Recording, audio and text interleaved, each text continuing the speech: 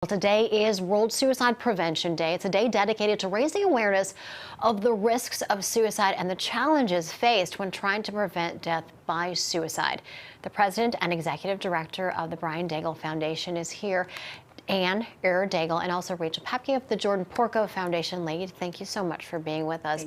This really is an important day, and we all really should stop and think about what this means and what each one of us can do to prevent suicide. Right, Rachel? That's so critical, and we're grateful for, being allies that we can turn to each other, and it takes a village to work to prevent suicide and raise awareness in our communities to help people get the tools that they need in order to have the conversations around their own dinner tables at home, and to start to normalize mental health conversations and break through that stigma that prevents many people from seeking help. Right. We need to be able to be comfortable with having the conversation. We can't be afraid to talk about it, right?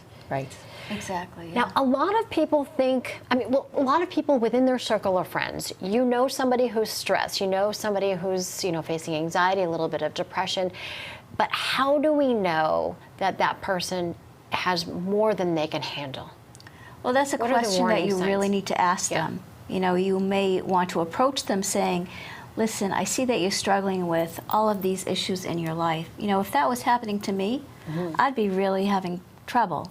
Are you doing okay? So you really have to be comfortable with that difficult conversation. And many times we have to ask people, are you thinking of harming yourself? You really have to take it a step further if you're concerned. And then you have to know where to refer these people, right? Say, I will go with you. We will go and talk to somebody and make sure that they follow through with that. What are more of the warning signs? Well, many of the warning signs, what we see are transition times in life, when somebody may be going from high school to college, or from work life to retirement. If somebody's changed their behavior in any way, whether they're sleeping more or sleeping less, that could be an indication.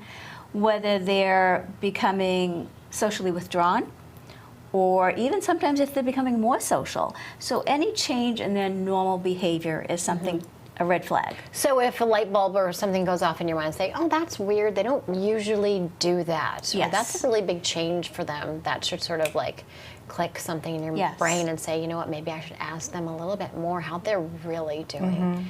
I know, Rachel, we've talked about it before. So much comes back to an individual or a family. You have to be able to be comfortable to talk about it.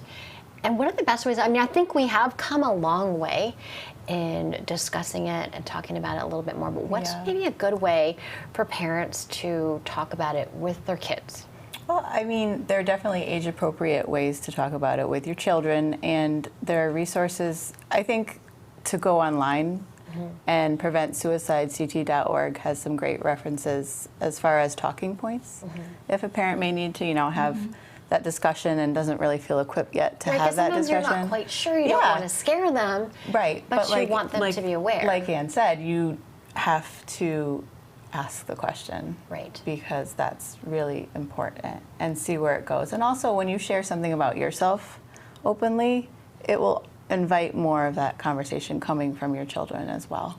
Right, and like you said, there are a lot of resources here in Connecticut. What's being done here in the state for this day?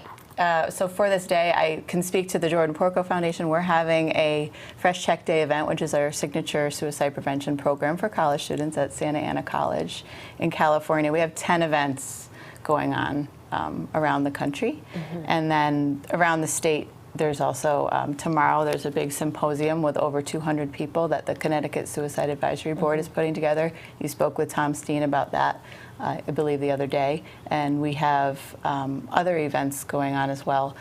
There's one for the hospitality workers, Fresh Check Day. That'll be at Spotlight Theaters on the 29th. And you can go to our website to see more about how you can get involved at jordanporcofoundation.org. And I don't know if Anne... Yes, we have events since this is the whole month event for suicide awareness.